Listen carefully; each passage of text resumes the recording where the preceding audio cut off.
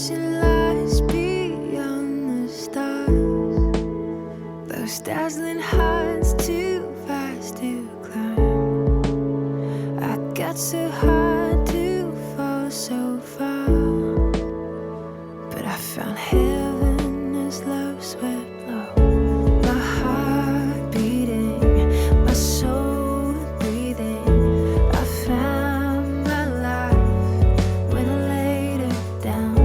Upward falling, spirit soaring. I touched the sky when my knees hit the ground.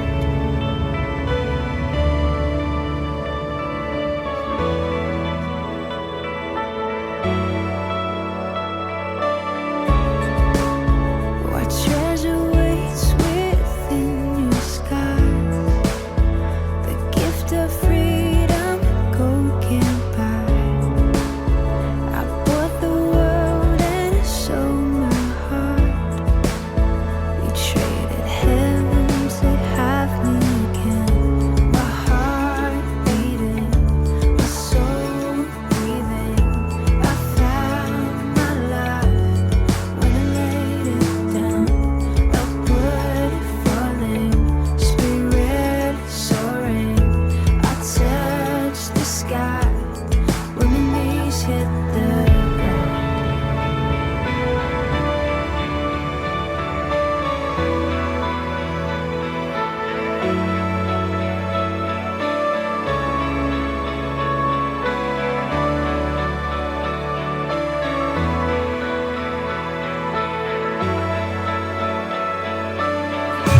Finally here at your feet again. Everything I am, reaching out, I surrender. Come sweep me up in your love again, and my soul will dance on the wings of forever. Finally here at your feet again. Everything I am, reaching out, I surrender. Sweep me up in your love again, and my soul will dance on the wings of forever. My heart beating, my soul breathing. I found my life when I laid it down. Upward falling, spirit soaring. I touched the sky when my knees hit the ground. My heart beating, my soul breathing. I found my life when I laid it down. Upward falling,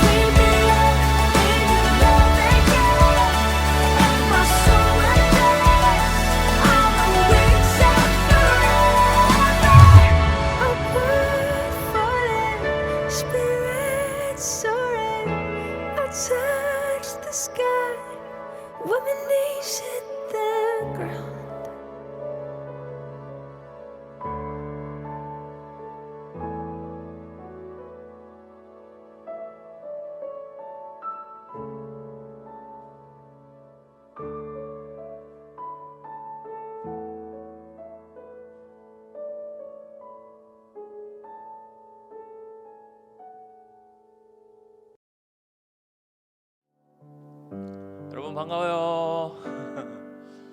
우리 이 시간에 또 주님 앞에 예배드리면서 나가기 원합니다. 우리 친구들 잠 깨우고 정신 차리고 자 우리 시간 찬양하면서 이제 나아가길 원합니다. 이 시간에 우리가 찬양할 때요 우리가 비록 그 환경과 상황이 정말 쉽지 않고 거기서 찬양하는 게 어떻게 보면 좀 창피하고 민망하고 그래 느껴질 수도 있어요. 하지만 그런 상황일지라도 정말 내가 주님 앞에서 찬양한다는 마음으로 나를 구원하신 그 주님께 감사의 마음을 담아서 찬양한다는 마음으로 그 상황이 환경이 예배하기 적합하지 않다고 느껴질 수 있지만 그런 상황 가운데서 나는 주님을 예배하는 주님의 제자입니다 라는 그런 마음으로 우리 이 시간 그런 고백을 담으면서 계속해서 찬양했으면 좋겠습니다. 우리의 마음을 들여서 주님 앞에 나아갔으면 좋겠습니다. 우리 시간 찬양하기 원해요.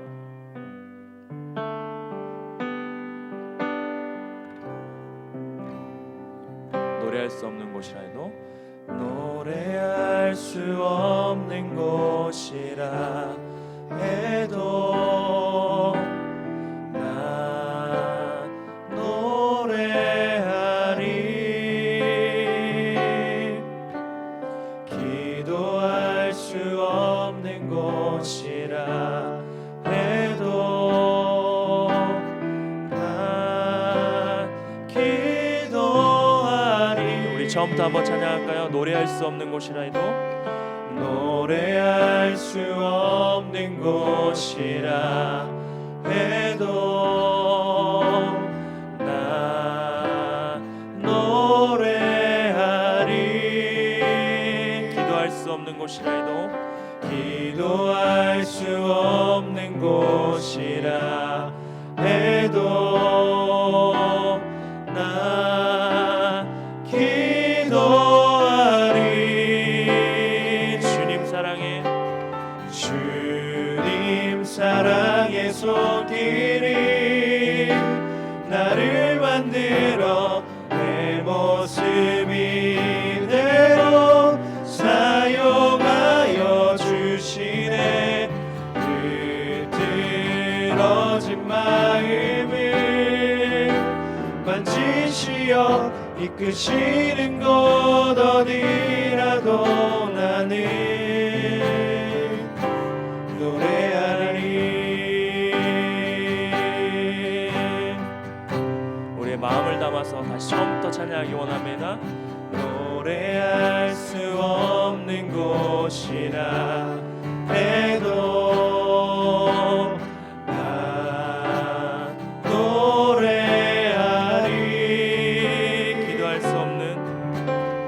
기도할 수 없는 곳이라 해도 난 기도하리. 주님 사랑해 주님 사랑의 손길이 나를 만들어 내 모습 이대로 사용하여 주시네. 흐트러진 마음을 만지시어 이끄시는 곳 어디라도 나는 노래하리. 주님 사랑해 주님 사랑의 손길이 나를 만들어 내 모습 이대로 사용하여 주시네. 흐트러진 마음을 만지시어 이끄시는 곳 어디라도 나는 노래하리. 우리 시간 잠시 기도했으면 좋겠습니다. 우리가 비록 노래할 수 없을지라도 우리가 기도할 수 없는 상황일지라도 그 상황 가운데서 주님 우리를 빚어가시고 우리를 아름답게 사용해 나가신 줄 믿습니다. 이렇게 우리를 그렇게 만들어 가실 그 주님을 신뢰하며 하나님 우리가 이런 어려운 상황 가운데 있지라도 우리 우리가 주님을 찾습니다. 주님을 바라봅니다. 주님 앞에 그렇게 찬양하고 주님 앞에 예배하기 원합니다. 그런 마음 담아서 잠시 짧게 기도했으면 좋겠습니다. 기도하시겠습니다. 잠조신 하나님 아버지, 하나님 우리가 정말 노래할 수 없고 하나님 우리가 기도하기에도 너무나 막막하게 느껴지는 이런 상황 가운데 하나님 우리가 바라볼 것은 하나님 우리의 능력과 우리의 생각과 우리의 삶이 아닌 하나님임을 우리가 고백하며 나아갑니다. 하나님 정말 주님을 바라볼 때 하나님 주님께서 이 시간들을 통하여서 우리를 사용하시고 우리를 부자나가실 줄 믿사오니 하나님 그 주님의 그 사랑의 손길이 나를 변화시키시고 내 삶을 주님으로 인도하실 줄 믿사오니 하나님 아버지 이 시간 주님 앞에 나아갑니다. 하나님 이 시간에 주님 앞에 예배할 때 우리가 그 주님의 사랑의 손길로 변화됨을 경험하는 시간 되게 하시고 정말 주님을 바라보는 그런 예배 시간 되도록 하나님 인도하여 주시옵소서. 이 시간에 우리가 계속해서 주님 찬양하기 원합니다. 주 아버지 높임 받으시고 우리 예배 가운데 함께 주시옵소서. 주님 감사합니다. 주님 사랑이 많으신 주님 모든 말씀 사랑이신 예수님의 이름으로 기도드립니다. 우리 시간 계속해서 기쁜 마음으로 찬양하면서 나갔으면 좋겠어요. 우리 주어진 자리 가운데서 박수 치면서 기쁜 마음으로 주님께 계속해서 나가기 원합니다.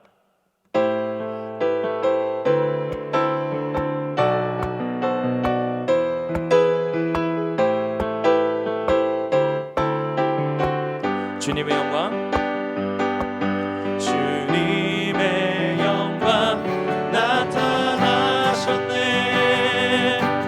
권능으로 임하셨네.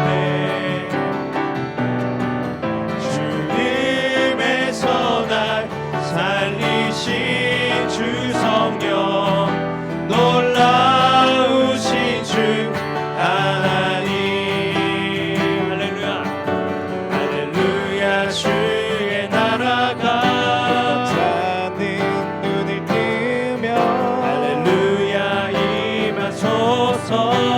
자는 걷게 되리 나는 선포하리 만왕의 왕 예수 주의 나라 임하시네. 우리 처음부터 찬양이 원합니다. 주님의 영광 나타나셨네. 권능으로 임하셨네. 주님에서 날 살리신 주 성령 놀라우신 주 하나님. 할렐루야 할렐루야 주의 나라가 자는 눈을 뜨며 할렐루야 임하소서. 자는 걷게 되리 나는 선포하리 만왕의 왕 예수 주의 나라 임하시네. 나는 선포하리 나는 선포하리 만왕의 왕 예수 주의 나라 임하시네. 할렐루야 주의 나라가 할렐루야 주의 나라가 자는 눈을 뜨며 할렐루야 임하소서. 자는 걷게 되리 나는 선포하리 만왕의 왕 예수 주의 나라 임하시네. 나는 선포하리 나는 선포하리 만왕의 왕 예수 주의 나라 임하시네. 우리 계속해서 찬양하며 나가기 원합니다. 기뻐하며 함께 노래 부르리 소리 높여 할렐루야 부르리 주님 앞에 나와 찬양 드리며 우리 주님과 함께 기뻐하리라. 나의 창조자 나의 구원자 가장 귀한 나의 예수님 찬양합니다. 나의 치료자 나의 선한 선한 목자 되신 주 예수 나의 주 찬양하리. 우리 처음부터 찬양이 원합니다. 기뻐하며 함께 노래 부르리. 소리 높여 할렐루야 부르리. 주님 앞에 나와 찬양 드리며 우리 주님과 함께 기뻐하리라. 나의 창조자, 나의 창조자, 나의 구원자, 가장 귀한 나의 예수님 찬양합니다. 나의 치료자, 나의 선한 목자 되신 주 예수 나의 주 찬양하리. 나의 창조자, 나의 창조자, 나의 구원자, 가장 귀한 나의 예수님 찬양합니다. 나의 치료자, 나의 선한 목자 되신 주 예수 나의 주 찬양하리.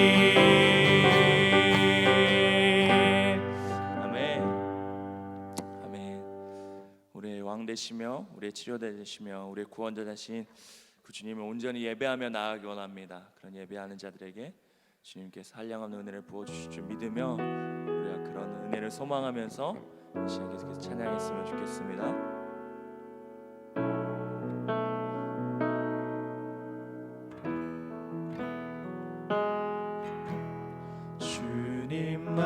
주님만이 나를 아시네. 내 모든 삶 주가 만지시네. 주님 앞에 예배하는 이에게 그 은혜를 부어 주시리. 주님만이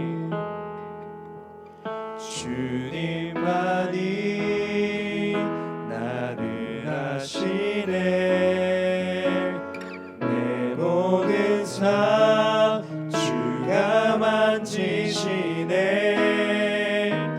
주님 앞에 예배하는 이에게 그 은혜를 부어 주시리. 만왕의 왕 나를 기르시는 목자여. 내 모든 삶 주가 다스리시니 주님 뜻을 따르길 원하네. 오 주 한 분만 바라네. 온 땅의 소망, 온 땅의 소망, 내 삶 속에 유일한 자랑이라.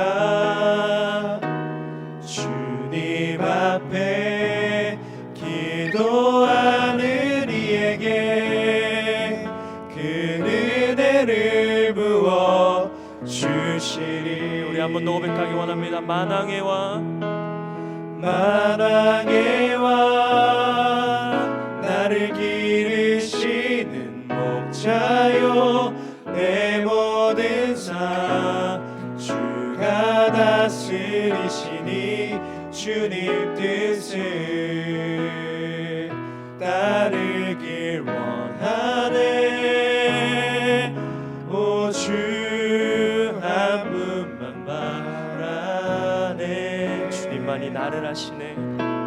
주님만이 나를 아시네. 내 모든 삶 주가 만지시네. 주님 앞에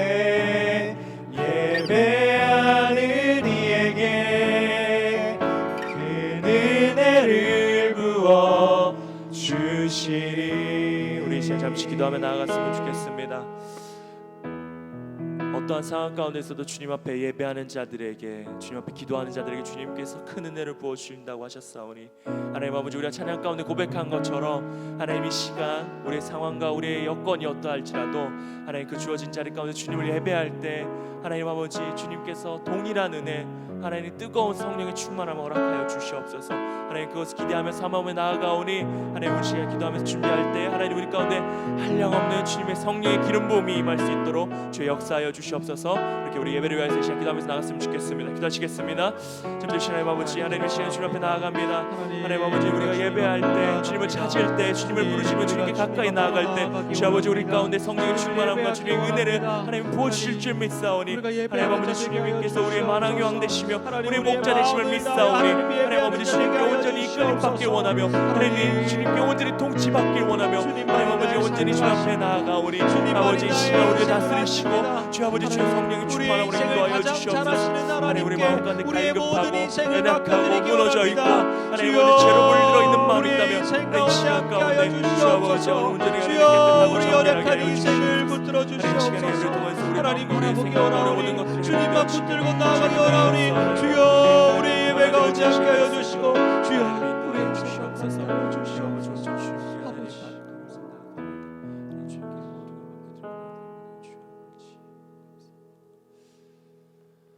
참 좋으신 하나님 아버지, 하나님 이 시간에 주님 앞에 나아갑니다. 주님을 찾고 주의 얼굴을 구할 때 하나님 그 구하는 자들에게 큰 은혜를 부어주시고 성령의 충만함 허락하실 줄 믿습니다. 하나님 우리에게 하나님 그런 은혜와 그런 충만한 은혜를 하나님 한량없이 부어주시옵소서. 하나님 이 시간에 우리의 마음 가운데 큰 유혹들이 많습니다. 하나님 졸음의 유혹들, 하나님 옆에 띄어져 있는 또 우리의 눈을 혹하게 하는 수많은 영상들과 환경들이 있습니다. 하나님 그 가운데 우리의 마음이 흔들리지 아니하도록 주여 우리의 마음을 붙들어 주시고 하나님 온전히 이 시간은 주의 말씀 가운데 하나님 주님께서 우리에게 허락하신 그 은혜 가운데 깊이 나아가는 시간 될 수 있도록 하나님 인도하여 주시옵소서. 하나님 특별히 이 시간 또 우리 우람 전사님 말씀 전하십니다. 하나님 그 입술 가운데 하나님 성령의 은혜를 허락하시고 성령의 능력을 허락하셔서 그 말씀이 살아 운동력 있는 말씀 되게 하시고 우리의 심령과 우리의 골수를 찔러 쪼개며 우리의 마음 가운데 생수의 강을 흘러넘치게 하는 그런 말씀 될 수 있도록 하나님 인도하여 주시옵소서. 하나님 모든 걸 주님께 맡겨드립니다. 이 모든 걸 주님께서 인도하실 줄 믿사오며 살아계신 예수님의 이름으로 기도드렸습니다. 아멘.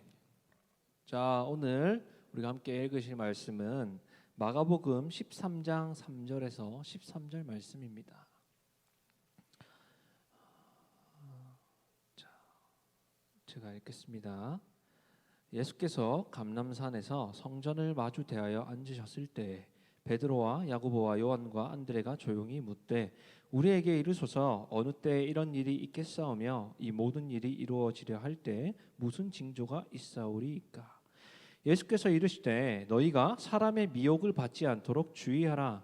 많은 사람이 내 이름으로 와서 이르되 내가 그라 하여 많은 사람을 미혹하리라. 난리와 난리의 소문을 들을 때 두려워하지 말라. 이런 일이 있어야 하되 아직 끝은 아니니라. 민족이 민족을 나라가 나라를 대적하여 일어나겠고 곳곳에 지진이 있으며 기근이 있으리니 이는 재난의 시작이니라.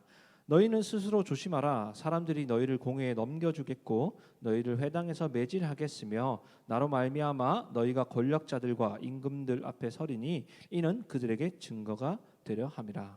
또 복음이 먼저 만국에 전파되어야 할 것이니라. 사람들이 너희를 끌어다가 넘겨줄 때 무슨 말을 할까 미리 염려하지 말고 무엇이든지 그때 너희에게 주시는 그 말을 하라. 말하는 이는 너희가 아니요 성령이시니라. 형제가 형제를 아버지가 자식을 죽는 데 내주며 자식들이 부모를 대적하여 죽게 하리라. 또 너희가 내 이름으로 말미암아 모든 사람에게 미움을 받을 것이나 끝까지 견디는 자는 구원을 받으리라. 아멘. 네, 오늘은 마지막 때를 살아가는 그리스도인이라는 말씀으로 말씀을 증거하겠습니다.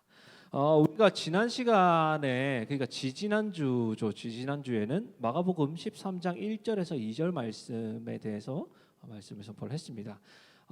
그 시간에 어떤 말씀이 있었냐면 그때는 예수님께서 이제 성전에서의 사역을 마치시고 성전에서 나오셨는데 제자 중에 한 명, 이름을 밝히지 않는 제자 중에 한 명이 성전을 바라보면서 예수님 저 성전이 얼마나 멋있습니까? 하면서 그 성전의 아름다움을 자랑을 합니다.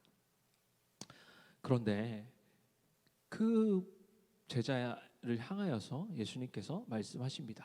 이 성전이 무너질 것이다. 그렇게 말씀을 하시죠. 그것의 의미가 무엇인가에 대해서 여러분에게 말씀을 했습니다. 그것은 곧 본질을 잃어버린 성전의 시대가 끝이 나고 이제 그리스도로 인해서 새로운 질서가 만들어질 것이다. 새로운 질서가 완성될 것이다. 는 말씀이었습니다. 그리스도께서 승천하시면서 우리에게 보내주신 그 보혜사 성령을 통하여서 우리는 예수 그리스도를 믿음으로 고백하는 사람마다 하나님의 성전이 되어 갑니다. 그 안에 하나님이 계시기 때문입니다. 우리는 하나님이 거하시는 성전이고 우리가 하나님이 거하시는 그 교회입니다. 그리스도를 마음에 모신 자, 하나님이 거하는 성전인 우리는 그럼 어떻게 살아야 합니까? 성도는 어떻게 살아가야 합니까? 어떻게 예배해야 합니까? 우리는 항상 우리 안에 하나님이 있는지, 하나님이 있는 자라면 어떻게 살아야 하는지, 어떻게 예배해야 하는지를 고민하며 우리 각자가 하나의 교회로서 우리에게 무너졌던 예배를 회복하고 그리스도께서 보이신 그 모범을 따라서 하나님을 사랑하는 것이 먼저가 되고 하나님을 사랑하는 그 사랑으로 우리 안에 회복되어지는 그 사랑으로 이웃을 사랑하고 이웃을 보듬어주고 그런 것이 이어져야 한다는 것이었습니다. 그 오늘의 말씀은 그 지지난주에 그 예수님께서 성전의 위용을 자랑하던 그 제자들에게 성전이 무너질 것임을 말씀하신 이후에 이것에 대한 제자의 질문으로 시작이 됩니다. 제자들은 예수님이 이제 성전이 무너질 거야라고 말씀하시고 또 자리를 이동하신 것 같습니다. 이동하셔서 감람산에 이제 자리하셨을 때 제자들이 이렇게 묻습니다. 예수님이 말씀하신 그 일, 곧 성전이 무너지는 일이 언제 일어납니까? 그러니까 예수님께서 말씀하신 게 그 진짜라면 언제 무너지는 거예요? 그 날이 만약에 올 때 그게 무너지기 전에 어떤 징조들이 있습니까? 라고 질문을 합니다. 어쩌면 제자들의 이런 반응은 굉장히 지극히 정상적인 반응이라고 할 수 있어요. 아마 예수님께서 우리에게 그렇게 말씀을 하셨다고 한다면 우리도 그렇게 질문했을 겁니다. 하나님 언제예요? 예수님 언제입니까? 언제 이 세상이 멸망하고 이 세상의 끝이 옵니까? 언제 예수님이 다시 오십니까? 이런 질문을 하겠죠. 그런데 앞서서 예수님께서 그 성전에 대하여 말씀하셨던 그것들, 그리고 성전 안에서 보이셨던 그런 사역들, 그리고 그 제자들에게 가르치셨던 그 가르침들을 통해서 제자들이 만약에 깨달은 상태였다면, 그들이 예수님이 말하는 것의 의도를 깨달았다면, 예수님의 가르침이 뭔지를 그들이 진짜로 깨달았다면 그들의 질문은 조금 달랐어야 합니다. 앞서 예수님이 성전이 무너질 것이다 라고 말씀하신 것은 왜 그랬어요? 그것은 성전 안에 이미 하나님이 없었습니다. 이미 성전, 하나님 예배하는 곳으로서의 성전의 기능을 이미 상실해버렸습니다. 그냥 기능을 잃어버린 그 휘황찬란한 껍데기만 남아있는 것이 바로 그 예루살렘 성전이었습니다. 예수님은 그 성전, 그 하나님이 계시지 않은 그런 성전은 이제 필요 없다. 그리고 예수 그리스도로 인해서 새롭게 만들어진 그 질서, 새로운 시대가 시작되었다라는 뜻이었습니다. 그렇다면 제자들의 질문은 그 성전이 기능을 상실했고 그게 그들이 예배하던 공간인 그 성전이 곧 무너지게 된다면 이제 제자들의 질문이 뭐가 되어야 됩니까? 우리는 어디서 예배해야 합니까? 라는 질문이 나와야 합니다. 혹은 저들이 잘못된 예배를 드렸고 잘못된 그 예배 가운데 있었다면 그러면 우리는 어떤 예배를 드려야 합니까? 라는 질문이 나왔어야만 합니다. 왜냐하면 그들 안에 하나님이 안 계셨고 그 성전에서 하나님을 올바로 예배하지 않았기 때문에 성전이 멸망합니다. 그걸 예고하십니다. 그랬다면 그 모습을 보면서 우리는 그럼 어떻게 예배해야 하는가라는 질문이 따라와야 하는 건 당연한 겁니다. 그런데 제자들은 다른 것에 관심이 있습니다. 성전이 언제 무너집니까? 그 종말이 언제 옵니까? 종말이 오기 전에 무슨 일들이 벌어집니까?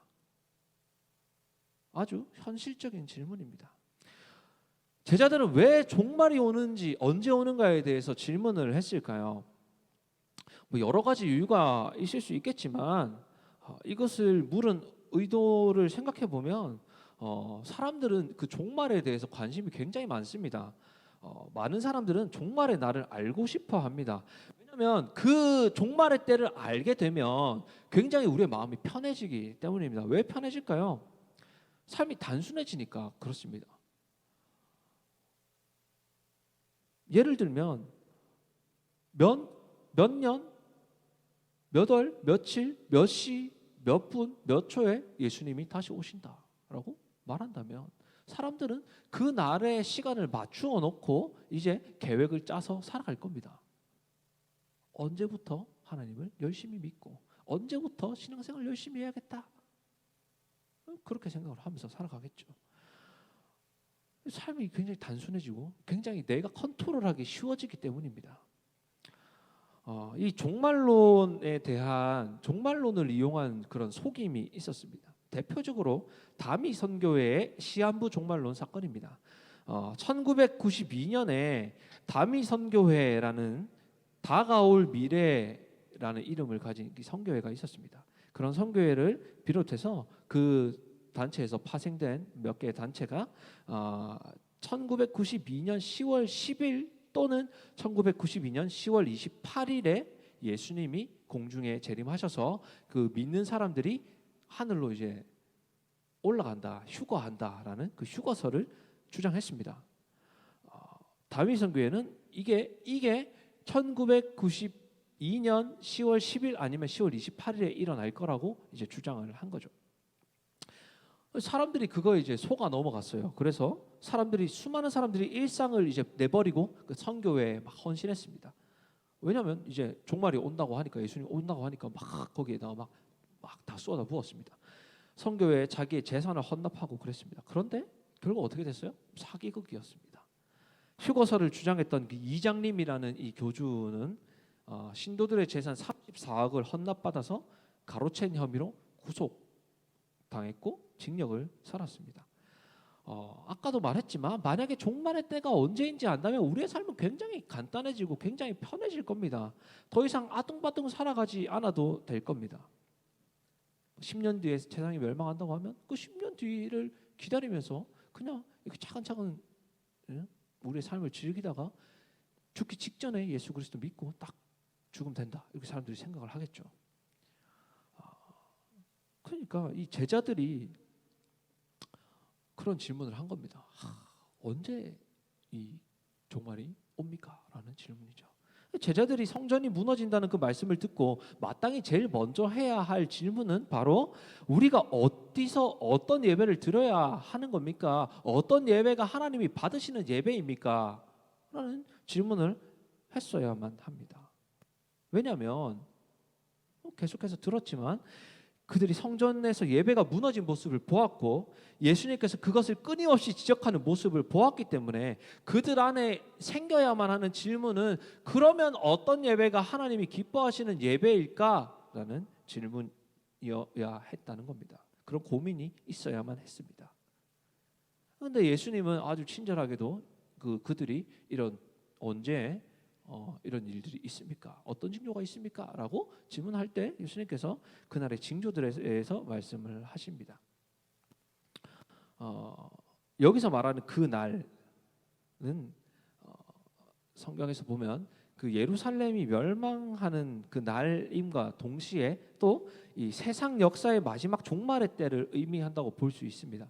그러니까 예루살렘 1차적인 그 표현은 예루살렘 성전이 언제 무너지는가에 대한 설명인가 동시에 그걸 넘어서 이 세상이 멸망하는 그때 어떤 징조들이 일어나는가에 대한 설명이기도 합니다.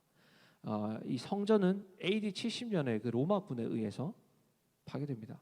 그러니까 이 말씀이 뭐냐면 그 날이 되기 전에 이 세상의 마지막 날이 예수 그리스도가 오셔가지고 우리에게 약속된 구원의 사역을 다 완성하시는 그날이 오기 전에 우리에게 어떤 일들이 일어날 것인가, 종말의 때를 살아가는 그리스도인들에게 어떤 일들이 일어날 것인가 하는 것을 보여주시는 겁니다. 설명하시는 겁니다.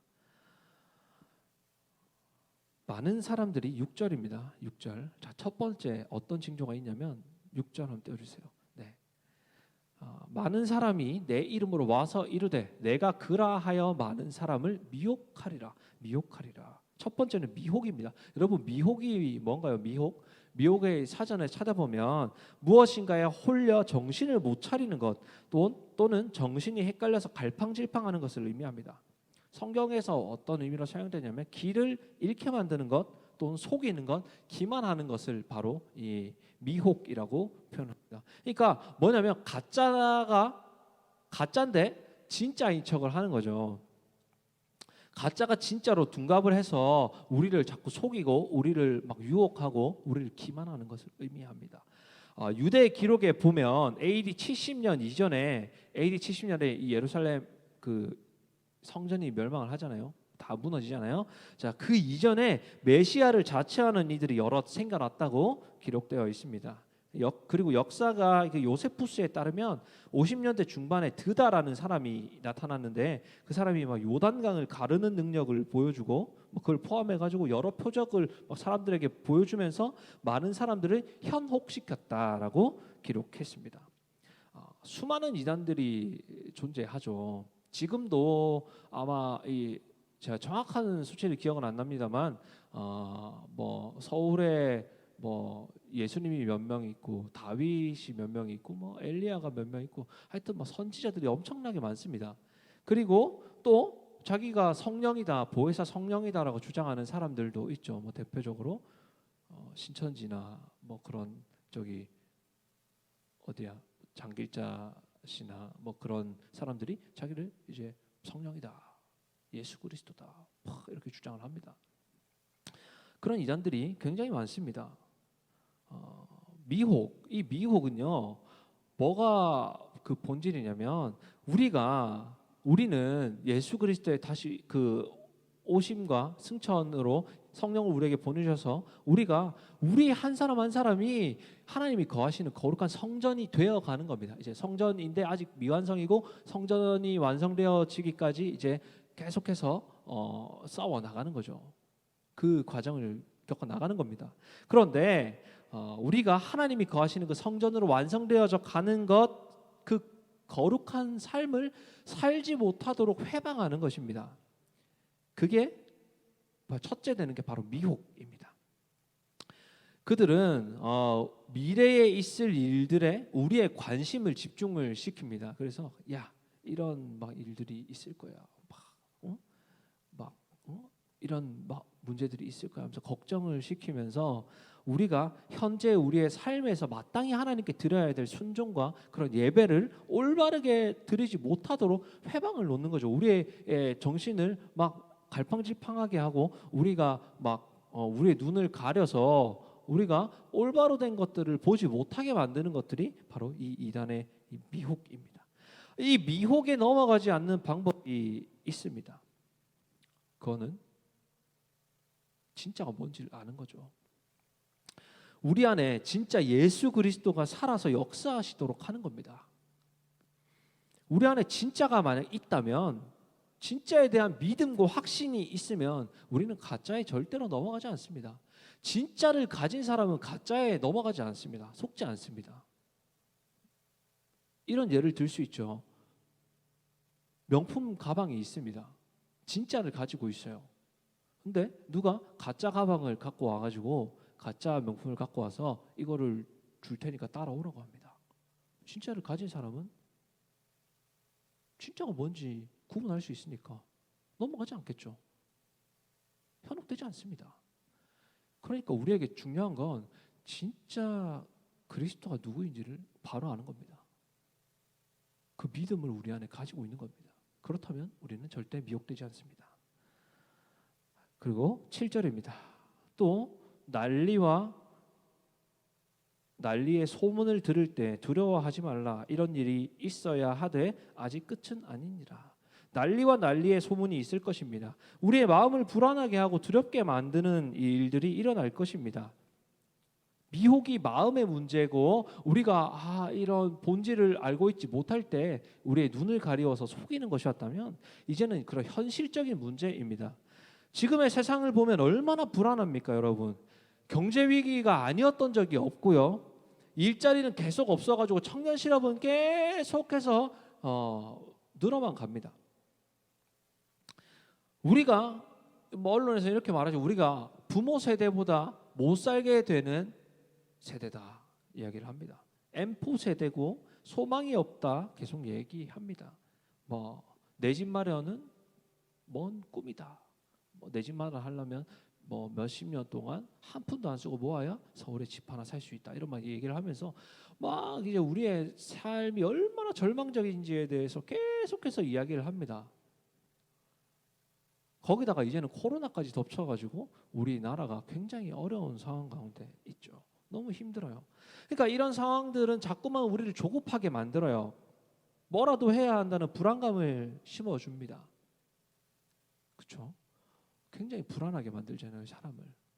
그래서 조금 더 안정적인 삶, 조금 더 편안한 삶을 사람들이 추구하도록 만들고 있습니다. 그런데 더 중요한 게 있습니다. 이런 불안한 거, 이런 막 위기에 대한 생각들, 이런 것들은요 거기서 그치지 않습니다. 그게 더 발전해서 하나님을 잊어버리게 만듭니다. 하나님이 이건 못 하실 거야.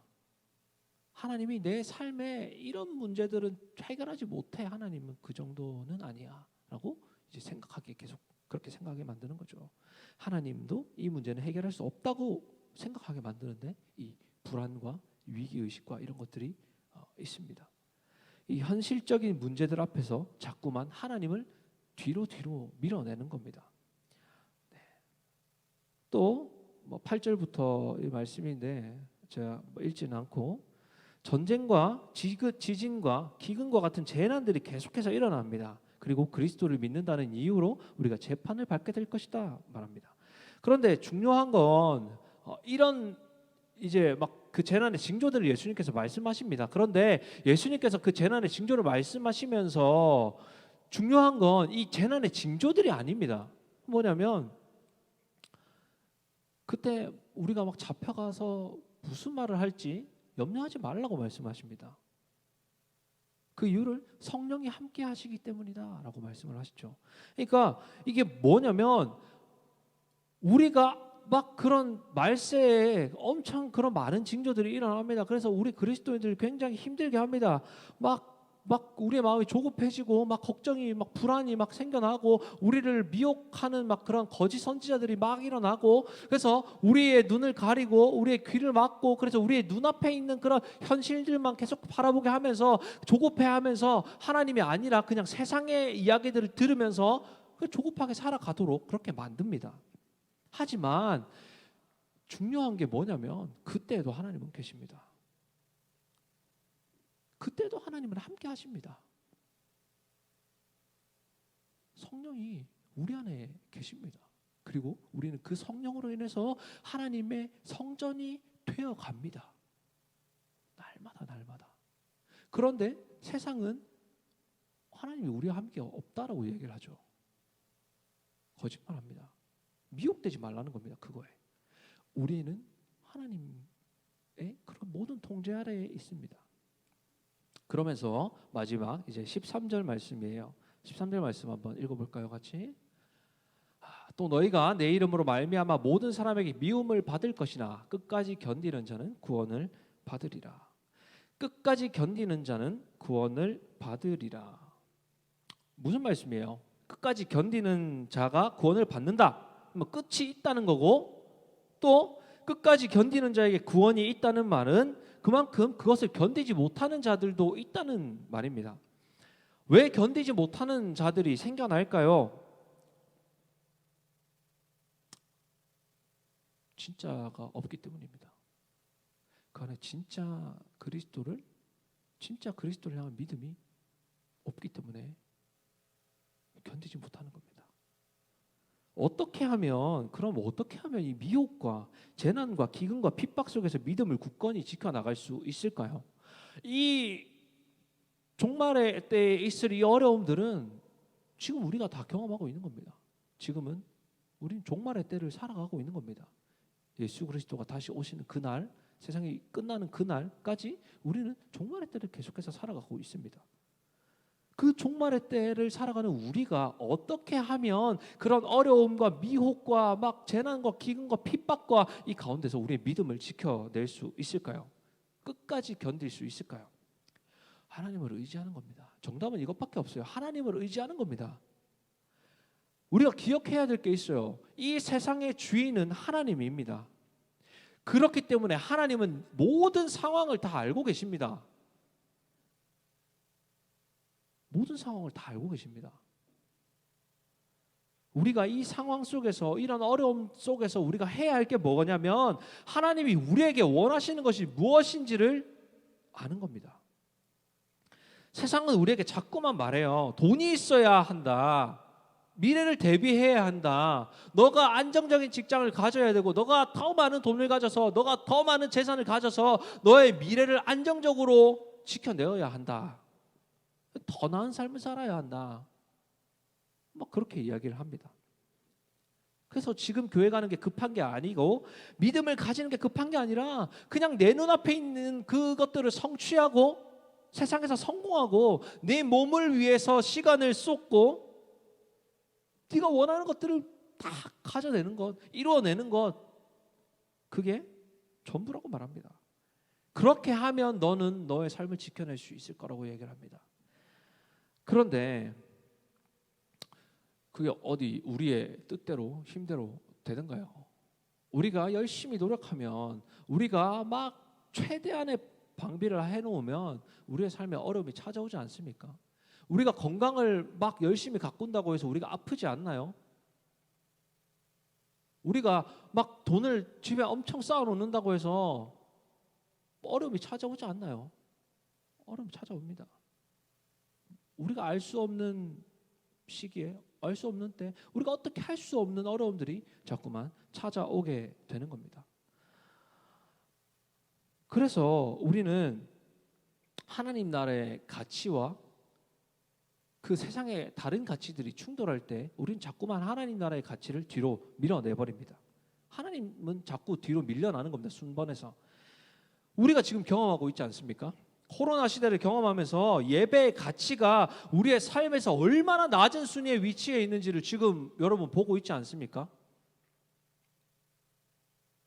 그런데 생각해보면 이전에도 그랬습니다. 그게 막 눈에 띄게 막 지속적으로 드러나지 않아서 그렇지, 그냥 우리는 원래 그랬습니다. 한번 생각해 볼까요? 여러분 시험 기간 되면 우리 교회뿐만 아니에요. 다른 교회들, 수많은 교회들이 출석률이 반토막 납니다. 우리의 현실 아니에요? 예배 안 드리는 사람이 절반이 된다는 거예요. 뭐 때문에? 시험 때문에. 시험 기간뿐만이 아니죠. 휴가 기간, 명절, 뭐 행사, 뭐 그런 기간이 되면 예배 자리는 텅 빕니다. 다른 곳에서 예배 드린다면 괜찮습니다. 오케이, 그것까지는 이해하겠습니다. 그런데 그럼 정말 다행이겠지만 안 그런 사람들이 더 많다는 겁니다. 그 우리의 상태를 보여주는 거죠. 우리가 예배를 어떻게 생각하고 있는가를 보여주는 겁니다. 이게 단순히 교회에 나오고 안 나오고의 문제가 아닙니다. 예배를 드리고 안 드리고의 문제가 아니라 하나님이 내 삶에 어떤 위치에 있는가를 지금 보여주는 겁니다. 우리는 복잡하고 이 다양한 세상 속에서 하나님과 세상 사이에서 자꾸만 저울질해요. 그리고 많은 사람들이 하나님보다는 세상을 택합니다. 그래서 세상은 마귀는, 사단은 우리랑 싸울 필요도 없어요. 그냥 미혹할 필요도 없습니다. 그냥 살짝만 흔들어 놓으면 돼요. 그냥 저울질하게만 만들어 놓으면 됩니다. 이게 복음이 실패한 겁니다. 아니요, 복음을 전하는 자들의 실패입니다. 하나님 나라의 가치가 얼마나 값진 것인지 교회가 제대로 전하지 못했기 때문에 복음이 자꾸만 세상에 지는 겁니다. 교회가 세상의 복을 순종의 대가로 제시합니다. 너 교회 잘 다니면, 교회 다니면 헌금 많이 하면 세상에서 성공한다. 교회 다니면 병이 다 낫는다. 그런 기복신앙이 그런 신앙의 왜곡이 만들어낸 실패입니다.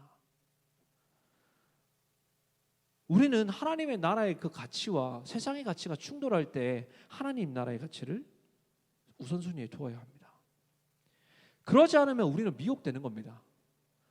그렇게 하나씩 타협해 나가다 보면 이거 정도는 괜찮겠지, 예배 한 번 안 들어도 괜찮겠지, 그렇게 하다 보면 나중에는 진짜 그런 어려움의 때가 오면 뭐가 중요한지, 내가 뭘 선택해야 할지를 모르는 겁니다. 예수님께서 말씀하신 이 마지막 때의 징조들이 중요한 게 아닙니다. 아, 이런 징조들이 있으면 세상의 끝이 오는구나. 이 징조들이 다 있지 않으면 아직까지 세상의 끝이 멀었으니까 좀 편하게 살아도 되겠다. 그렇게 마음 가지고 살라고 알려주신 게 아닙니다. 우리의 마지막 때에는 반드시 어려움과 고난이 있을 것인데 그 고난 가운데서도 우리는 믿음을 지켜야 한다고 말씀하시는 겁니다. 그 고난 가운데서 믿음을 지키는 방법은 어렵지만 간단합니다. 하나님을 의지하는 겁니다. 하나님을 신뢰하는 겁니다. 우리의 일상에서 하나님 나라의 그 가치와 세상의 가치가 충돌할 때 하나님을 선택하는 겁니다. 하나님 나라의 가치가 급해 보이지 않아도 당장 한 번의 예배를 드리는 게 그렇게 중요하지 않게 보일지라도 그 예배를 선택하는 겁니다. 그런 믿음의 훈련들을 매일매일 날마다 해나가야 한다는 겁니다. 우리의 삶에서 하나님을 매일매일 의지하며 살아갈 때 우리는 그 환난의 시기에서도 믿음을 잃지 않고 살아갈 수 있습니다.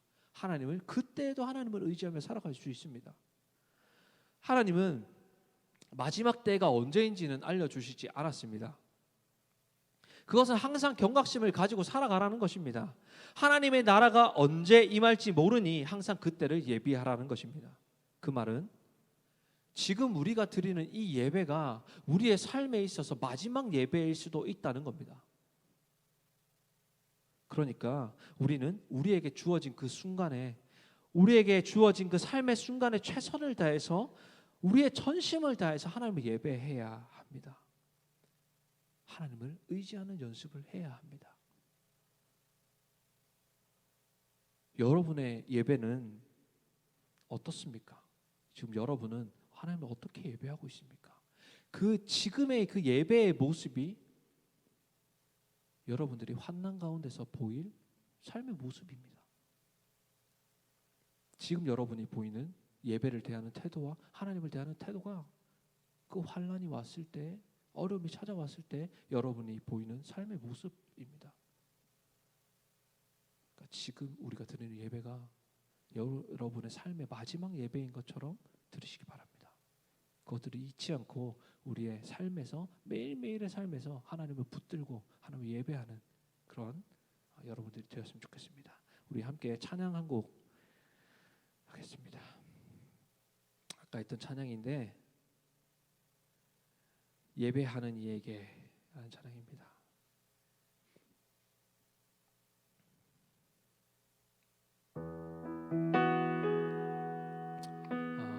제가 함께 찬양했으면 좋겠어요. 하나님 예배하는 이에게 은혜를 부어주십니다.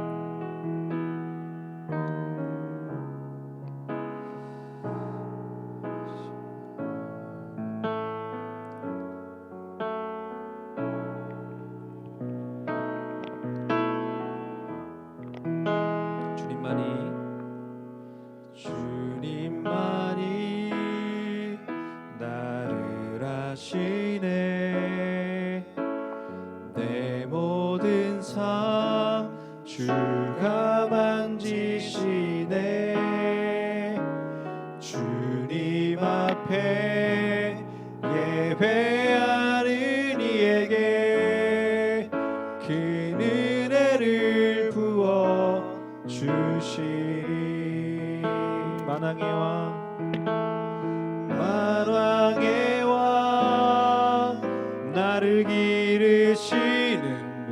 자여 내 모든 삶 주가 다스리시니 주님 뜻을 따르길 원하네. 오 주 한 분만 바라네. 주님만이 온 땅의 소망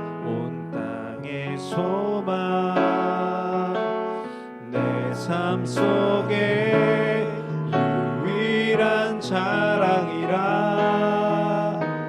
주님 앞에 기도하는 이에게 큰 은혜를 부어 주시리. 이 시간 함께 기도하면 좋겠습니다. 우리가 우리의 예배, 우리의 삶에서 드려지는 이 예배가 얼마나 중요한 가치인지를 잊고 살았습니다. 우리 안에 예배가 무너졌음에도 불구하고 그것이 얼마나 심각한 문제인지를 깨닫지도 못하고 그냥 그대로 살았습니다.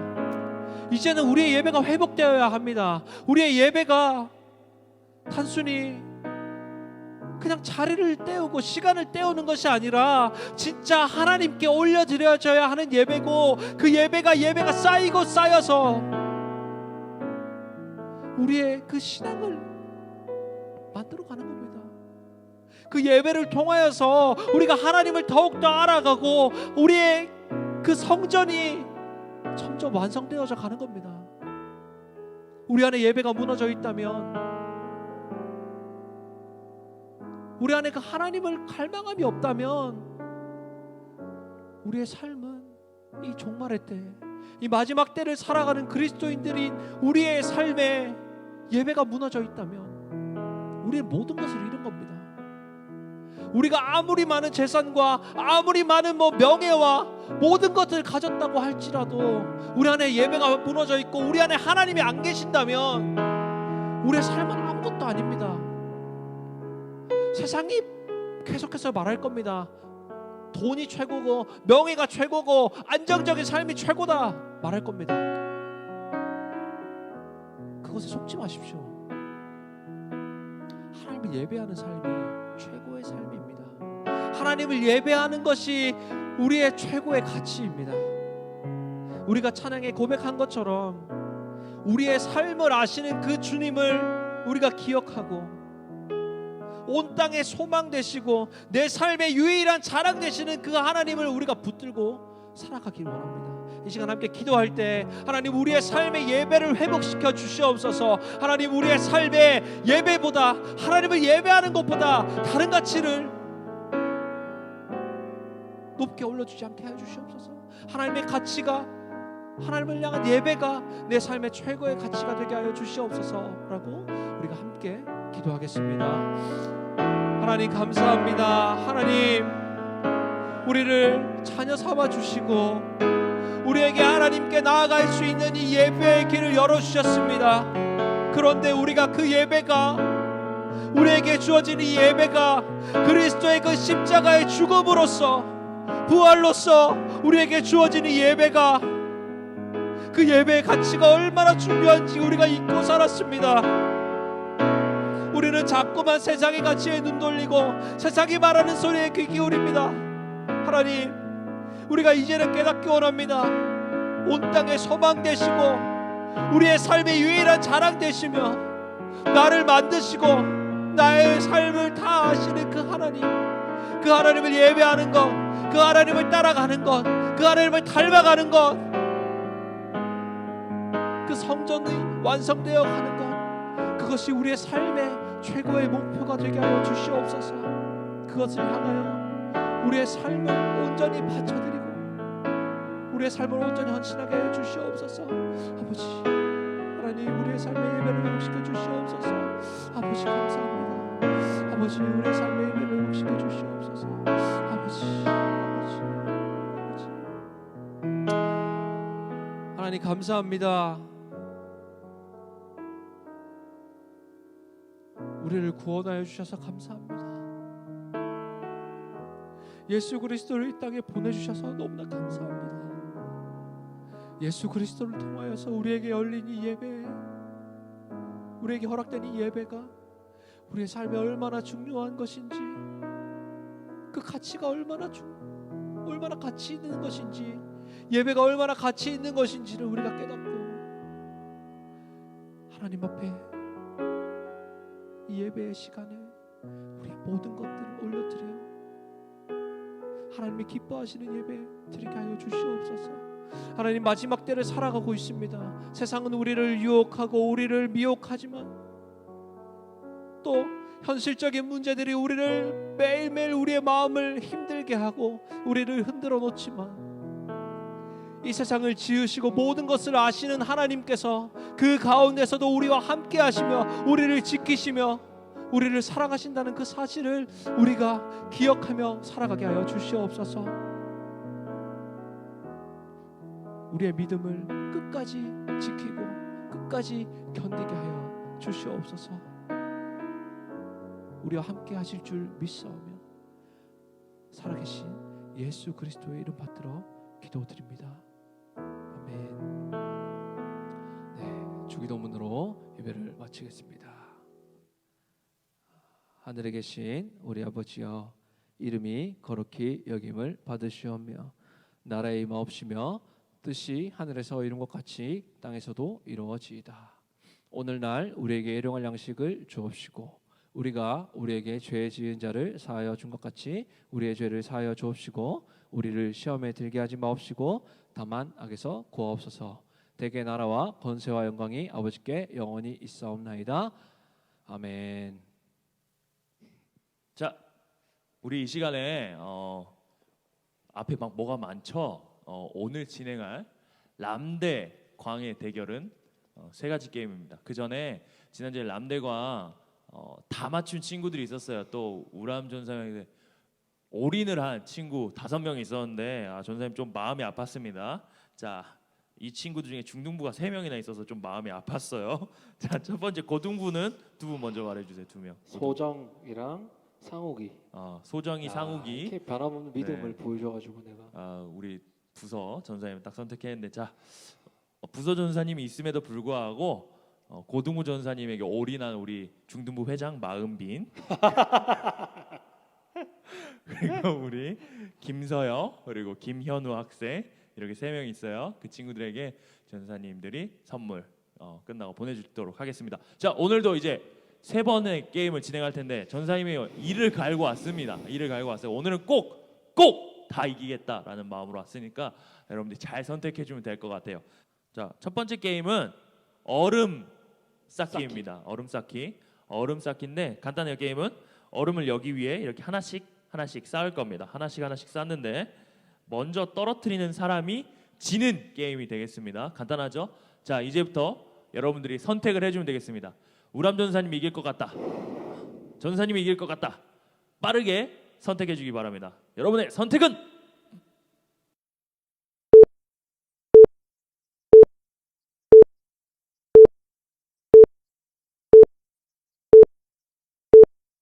자, 이제 바로 게임을 시작하겠습니다.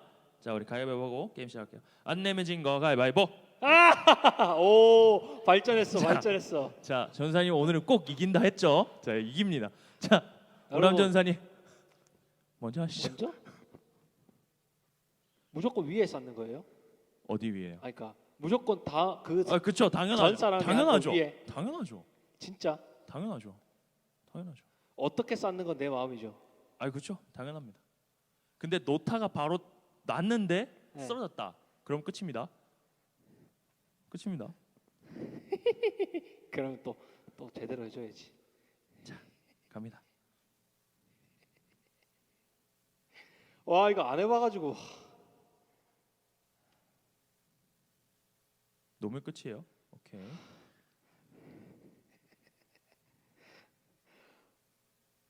오.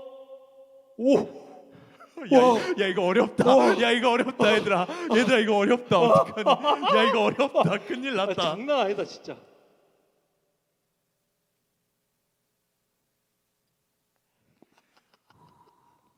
와, 이거 땀이 나네. 미쳤다.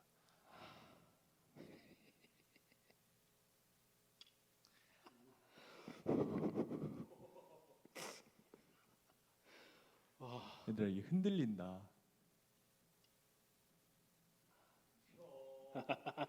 안정적이야. 굉장히 안정적이야. 변칙술 가나?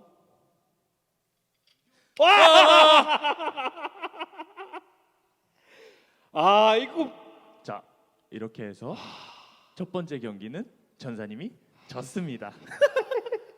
전사님 얘기했죠? 전사님은 너무 허무하다. 전사님 방금 실수를 했어 실수를. 아유. 자 그럼 빠르게 두 번째 게임을 우리 실망한 친구들의 얼굴이 여기까지 보이네. 자 하지만 두 번째 세 번째 경기가 남았어. 이거는 아직 끝나지 않았습니다. 자 두 번째 게임은 몇 명일까라는 게임이에요. 이게 뭐냐면 여기 책 보이죠? 여기 책 안에 사람들이 있을 거예요. 그 사람 수가 많은 사람이 이기는 게임이에요. 자 이건 단판입니다. 한 번으로 딱 끝날 거예요. 딱 책 폈는데 가장 많은 사람이 이기는 거예요. 자 이 게임을 진행할 텐데 누가 이길지 여러분이 선택해 주기 바랍니다. 여러분의 선택은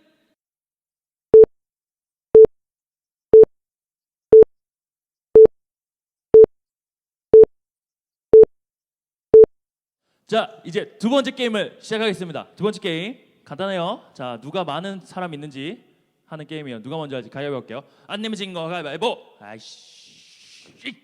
욕 안 했어요? 자, 합니다. 자 하나 둘 셋 하고 펴주시면 됩니다. 하나, 둘, 셋. 잠깐만 자 내려놓으세요. 자 내려놓으세요. 자 한 명, 두 명. 자 한 명, 두 명, 세 명이에요. 세 명. 눈, 코, 입이 있어야 인정이에요. 세 명. 자 갑니다. 자, 하나, 둘, 셋 하세요. 하나, 둘, 셋. 잠깐만, 뭐야? 야, 잠깐만. 뭐야, 없는 야, 거 아니야? 아무도 없는 것 같은데. 야, 이거 대박이다. 잠깐만. 어떻게 이럴 수가 있지? 잠깐만. 얘들아, 야, 이러기도 쉽지 않은데. 와. 야, 보이니? 한 명. 어딨니? 두 명. 얘들아 진짜 미안하다. 아니 진짜 이건 내 실력이 아니야. 이건 진짜 이건 내가 어떻게 하려고 한 게 아니라 이렇게 된 미안해. 자 이제 이렇게도 되네. 와, 자, 이렇게 많은 데도 있어. 야, 보여? 야, 이렇게 많은 데도 있는데 아니, 전사님. 나도 진짜 어이가 없다. 전사님 진짜로. 아까 3명 나왔을 때 전사님 속으로 이겼다 생각했어요. 미안합니다. 자, 하지만 마지막 게임. 마지막 끝이 아니에요. 자, 마지막 세 번째 경기가 남았습니다. 세 번째 경기. 자, 세 번째 게임은 오리 레이스입니다. 오리 레이스가 뭐냐면 이 앞에 보이는 이 오리로 레이스를 할 거예요. 누가 멈추지 않고 멀리 가는지. 그래서 멀리 간 사람이 이기는 게임이에요. 자, 그래서 우람 전사님과 전사님 중에 누가 먼저 이 게임을 이기게 될지 여러분들이 선택해 주면 되겠습니다. 자, 여러분의 선택은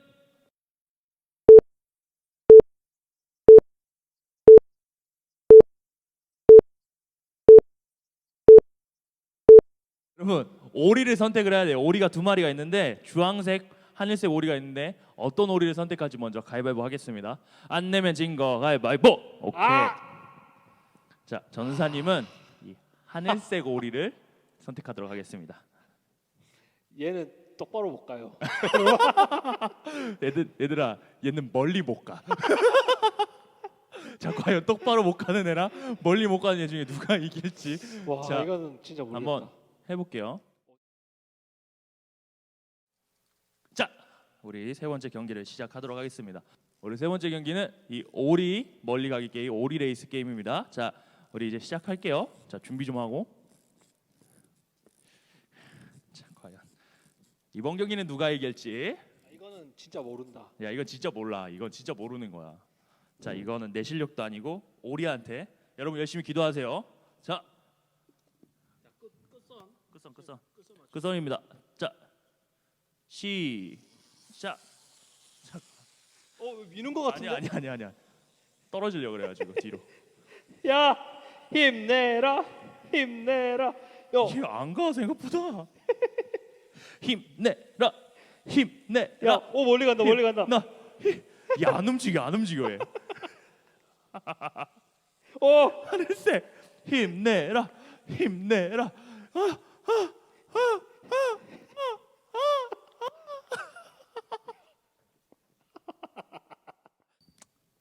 여러분 미안해요.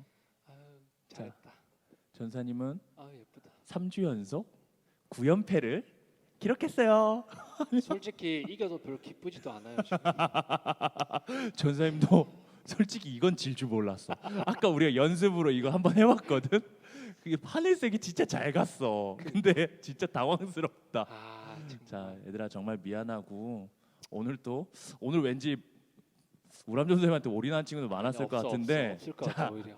한번 누가 했는지 좀 이따 결과 보도록 하고요. 자, 오늘은 우리 여기까지만 하고 다음 주에 또 만나도록 하겠습니다. 다음 주에는 어떤 게 있을지 몰라요.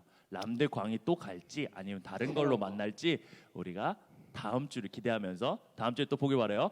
다음 주를 기대하면서 우리 인사할게요. 안녕.